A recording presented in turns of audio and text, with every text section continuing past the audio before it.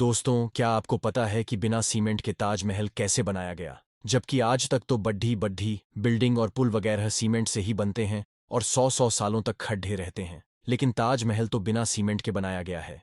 तो फिर कैसे वो करीब 350 सालों से इतनी मजबूती से खड़ेदा है? फिर चाहे कितना ही बद्दा भूचाल आ जाए, चाहे कोई भी नेचुरल डिजास्टर हो जाए, ताजमहल वहीं का वहीं खड़ा है। आखिर कैसे?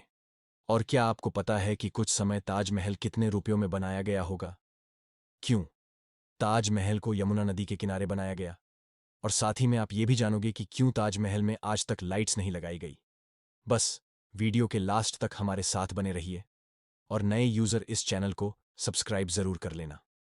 तो चलिए वीडियो को शुरू करते हैं। दोस्तों, हर साल लाखों की संख्या में लोग इस अजूबे को देखने आते हैं। आपको इसकी हिस्ट्री का तो पता ही होगा कि कैसे शाहजहां ने अपनी बेगम मुमताज के लिए इतना बड़ा मोन्यूमेंट खड़ा कर डाला। उन्होंने अपने प्यार को मुमताज की मौत के बाद एक्सप्रेस किया था। लेकिन दोस्तों, ये बिना सीमेंट के आखिर इतना बड़ा मोन्यूमेंट खड़ा कैसे हो गया? जबकि सीमेंट का आविष्कार 1824 में एस्पिन नाम के वन इंटेलिजेंट इंसान ने किया था, जो कि इंग्लैंड में रहते थे, और इन्होंने ही दुनिया का सबसे पहला सीमेंट का कंपनी बनाया, जिसका नाम था पोर्टलैंड सीमेंट। और ताजमहल का कंस्ट्रक्शन 1638 में शुरू हुआ और 1648 में जाकर खत्म हुआ।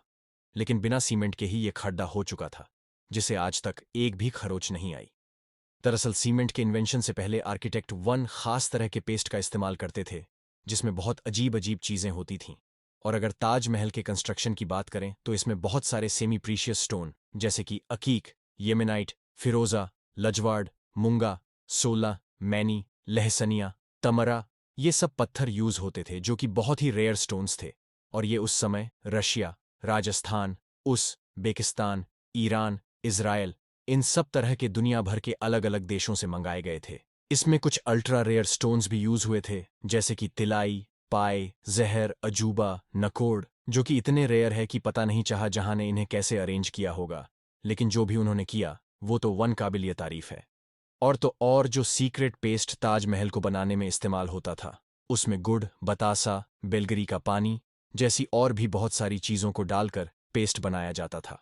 और ये पेस्ट सीमेंट जितना ही स्ट्रोंग होता था। दोस्तों, जहां बुर्ज खलीफा की नींव बड्ढे बड्ढे स्टील के पाइप से रखी गई, वहीं ताजमहल की नींव लकड़ियों से रखी गई थी। अब आप कहीं ये तो नहीं सोच रहे कि भला लकड़ी की नींव 370 साल से कैसे चल रही है? दरअसल इसमें सबसे बड़ा रोल यमुना नदी का है। यमुना सिर्फ ताजमहल को अच्छा व्यू ही नहीं देती, बल्कि अगर यमुना नदी न रहे तो ताजमहल गिर भी सकता है। इसमें होता यह है कि पहले के इंटेलिजेंट लोगों ने इसमें ऐसी लकड़ी का इस्तेमाल किया जिसमें चाहे जितना भी पानी लगता रहे, वो लकड़ियां और भी स्ट्रांग होती चली जाएंगी, वरना बाकी लकड़ियां नमी की वजह से खराब हो जाती है। और यही वजह है कि ताजमहल के खड्डी ढा रहने में यमुना नदी का बहुत बड़ा हाथ है।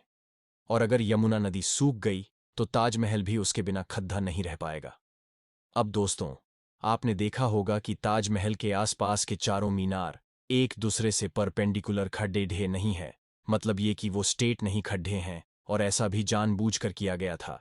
दरअसल ऐसा इसलिए किया गया कि अगर कभी जोर का भूकंप आता भी है तो वो चारों मीनार ताजमहल से दूर गिर जाए, और इस तरह भूकंप के झटके ताजमहल तक पहुंचने से पहले इन मीनारों में ऑब्जर्व हो जाए, और इस तरह इस पर भूकंप का भी कोई असर नहीं होगा और वो सुरक्षित बच जाएगी। अब दोस्तों, बात करते हैं कि ताजमहल को आखिर उस समय बनाने में कितना खर्चा आया होगा। आप जानते हैं कि समय 1 रुपए की कीमत भी बहुत ज्यादा होती थी, और अगर इन्फ्लेशन के हिसाब से देखें तो आज ताजमहल की कॉस्ट आती है अप्रोक्स 1 से लेकर 2 बिलियन डॉलर, यानी करीब 8,000 करोड़ डच से लेकर 10,000 करोड़ डच तक इस मोन्यूमेंट को बनाने में खर्चा हुआ है। अब दोस्तों, ताजमहल में लाइट क्यों नहीं लगाई गई? क्या आप जानते हैं? दरअसल ताजमहल का सफेद रंग लाइट को सबसे ज्यादा रिफ्लेक्ट करता है, और इसीलिए अगर रात के समय ताजमहल पर लाइट्स लगा दी गई तो ताजमहल के पत्थर लाइट को रिफ्लेक्ट करेंगे, और साथ ही में ताजमहल भी काफी ज्यादा चमकेगा, जिससे आसपास के कीड़े मकोड़ आकर ताजमहल पर बैठ जाएंगे और उसके पत्थर को नुकसान हो सकते हैं। इसलिए कभी भी लाइट नहीं लगाया जाता रात के समय में।